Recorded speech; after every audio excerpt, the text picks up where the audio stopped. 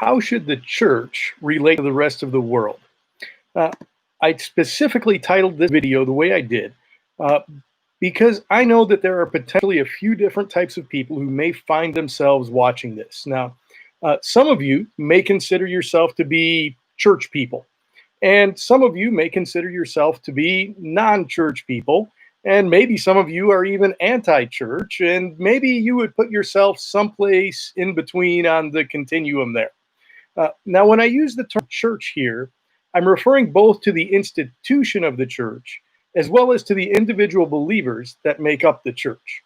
Now, in general, whether you ask people within the church or people outside the church, their answer to this question of how the church should relate to those outside seems to land in the same three camps.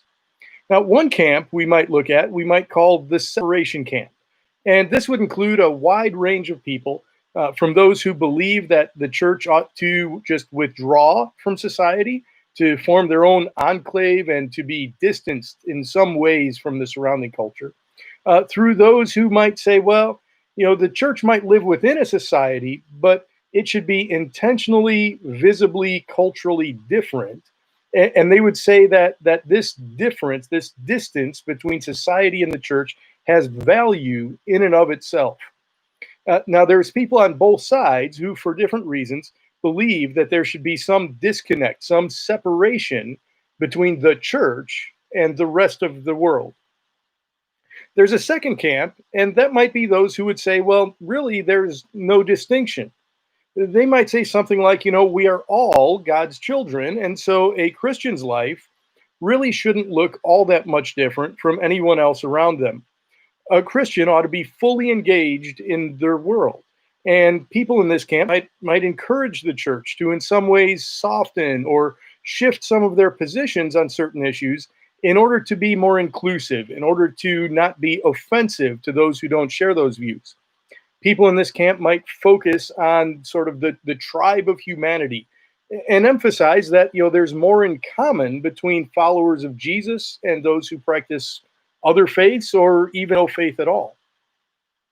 A third camp might be those who would argue for some type of limited engagement between the church and larger society. And they might define certain areas where they would say it's appropriate for church and society to meet.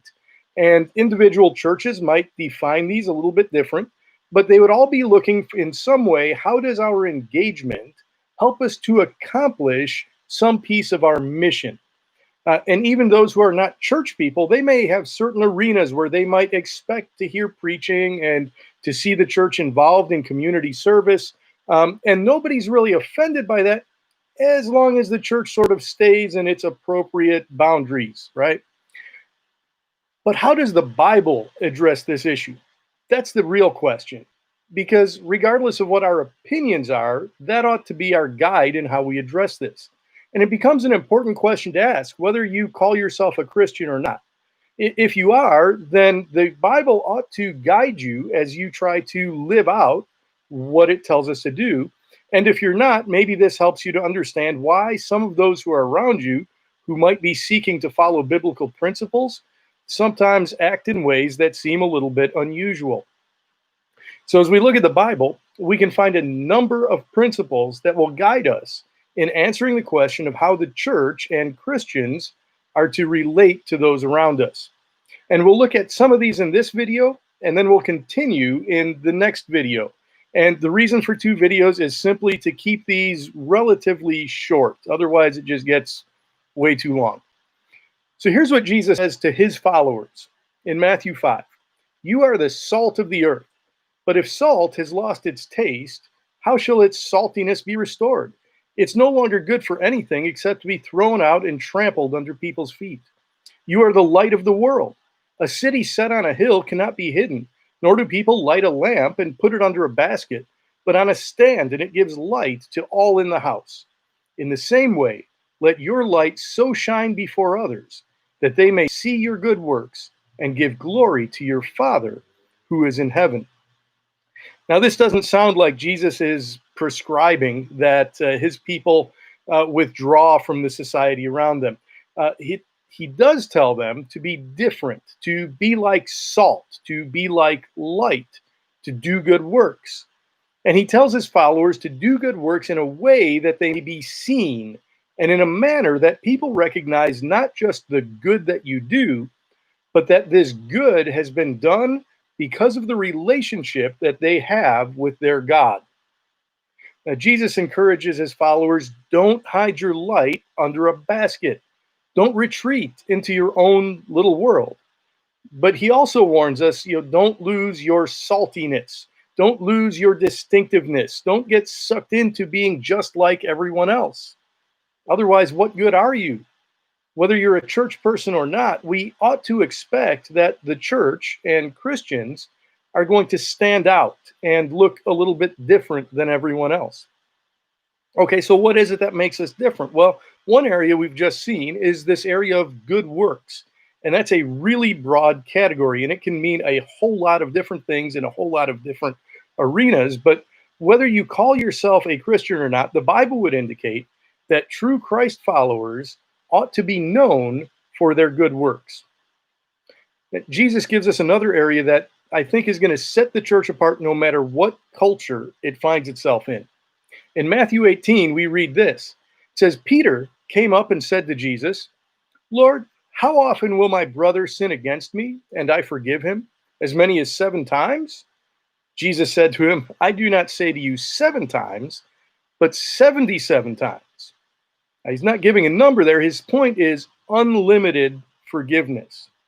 Now think about that. Who lives this way? Right? Think about what happens when you meet a person who really lives this out. As we think about society demands justice, and justice is good because people naturally seek vengeance, right? And so we need laws. We want to live in a just society. We want to live in a fair society where people get the good or evil that they deserve. We want things to be balanced. We don't want people off on their own.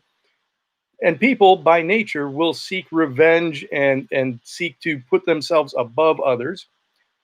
Christ and those associated with him are to offer forgiveness. And I think this is one of the things that ought to make Christians and the church stand out among others in our society. Now, another passage we have to look at in this discussion of how the church ought to interact with the world is found in Luke 15. In Luke 15, we read this. It says, the tax collectors and sinners were all drawing near to hear him. And the Pharisees and the scribes grumbled, saying, this man receives sinners and eats with them. Now, understand what's going on here. Tax collectors here is referring to a very specific group of people. These were Jews who were collecting money from other Jews on behalf of the Roman government. Now, the Romans were seen as an occupying force. They are the enemy. And what's worse is that in the process of this tax collection, they're allowed to keep some for themselves, and many are profiting and making a pretty comfortable living by doing this. And so they're viewed as traitors. They were hated by the Jewish people, and especially these religious leaders who saw them as sinning against God's people by taking their money and giving it to Rome. They become ostracized from much of the Jewish community. But when they come to hear from Jesus, rather than driving them away, Jesus receives them. And not only them, but other people who were labeled as sinners by the religious people of the day. The followers of Jesus don't pull away from or ostracize people who are looked down on by society. Churches ought to be places where everyone is welcome, regardless of economics, regardless of social standing, regardless of choices that have been made in the past or the present. Jesus receives everyone. Now, don't misunderstand.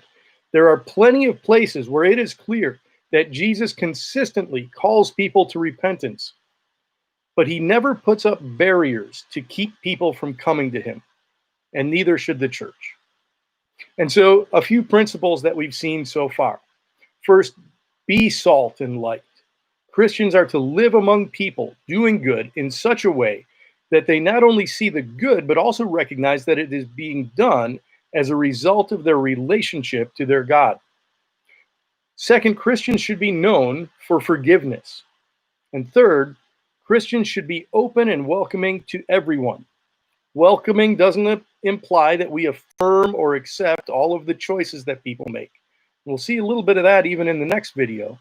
It simply means that we don't ostracize people or put up barriers between these people and the gospel. Now, there's more that the Bible has to say on this subject, and we'll look further at this topic in the next video.